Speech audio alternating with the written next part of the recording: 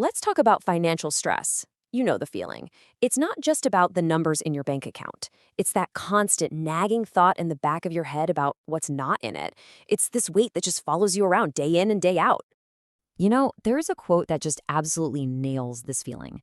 It says, when you're worried about money, you're not actually thinking about money most of the time. You're thinking about the absence of it. And that's it, right? It's not the cash itself, it's the feeling of lacking it that drains all your energy. So, the obvious answer everyone throws around is, we'll just make more money. But what if that's completely the wrong target? What if the real goal isn't to get rich, but to just find some calm? To even get there, we first have to get real about the cost of all this stress. It's not just about what's in your wallet, it's about what it's doing to your head. It probably sounds familiar. You're lying there, staring at the ceiling at 2 in the morning. Your mind is just racing. Is that weird noise the car's making going to be $1,000 repair bill you have no idea how to pay? You just can't sleep that kind of tired away? And that feeling follows you right into the next day. You're at the grocery store, and your brain has turned into a calculator, constantly adding things up, trying to figure out if you can afford that extra item. It makes a simple chore feel like a high-stakes test. And then it starts to mess with your social life. You're turning down dinner with friends, not because you don't want to see them, but because you're doing that mental math again, and the numbers just don't work. And man, that feeling of being left out, it's just awful. And this really gets to the core of it. This isn't about how much you make. You can be pulling in 6 figures and still be completely sick with worry, while someone earning $50,000 a year sleeps like a baby. The difference isn't the money, it's the feeling of security. So, how do we actually build that security? Well, the journey begins with one single foundational step. And it's not about hustling for more money. It's about building a little bit of calm.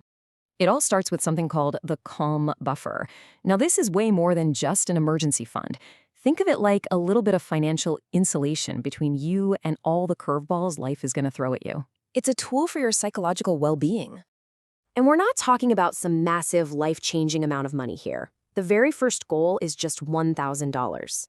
I know, it might not sound like a lot, but psychologically, it changes everything. This isn't just about saving, it's a total neuro hack for your brain.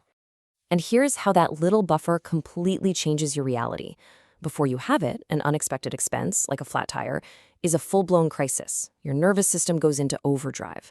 But after you have that buffer, that same flat tire is just an inconvenience. Yeah, it's annoying, but it's not going to ruin your entire month. Now, once that buffer grows to cover about 3 months of your basic living expenses, something amazing happens. You've basically hacked your brain's ancient survival wiring. You're sending it a really powerful signal that says, hey, we're safe now. And when your brain isn't stuck in fight or flight mode, it frees up all this mental energy to think about bigger things like growth in your future. So with that little bit of calm in place, the next step is to go from feeling like your money is just chaos to actually being in the driver's seat.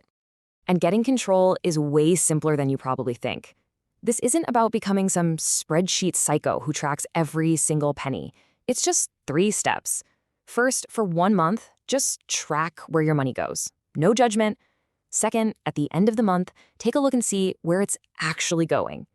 And third, you just use that info to start making choices on purpose. A huge part of gaining control is understanding your debt. And you have to know this, not all debt is the same.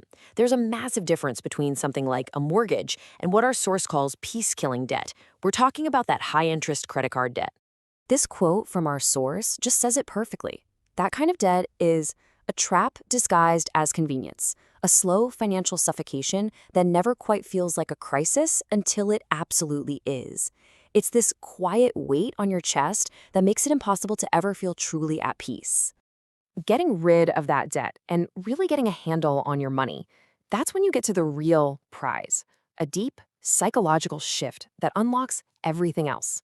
This whole transformation is built on a string of small wins. Seriously, paying off that first credit card, hitting that $1,000 savings goal, canceling a subscription you totally forgot about. Every single one of these actions proves to you that you're in charge, that you have power over your own financial life. And all those little wins add up to one massive shift in your mindset. You go from seeing saving as a punishment to seeing it as creating power and options for yourself. Money stops being the source of fear, and it becomes a tool for building the life you want. So let's just recap the sequence because the order here is absolutely crucial. First, you build your calm buffer. Second, you gain control over your spending. Third, you attack and eliminate that peace-killing debt. And those actions are what cause your entire mindset to shift. The foundation absolutely has to come first, before you even think about investing or starting a side hustle or anything else. Your job is simple. It is clear. Your job is to save $1,000. That is square one. And that really brings us to the final thought here. Just for a second, forget about just getting by and ask yourself this.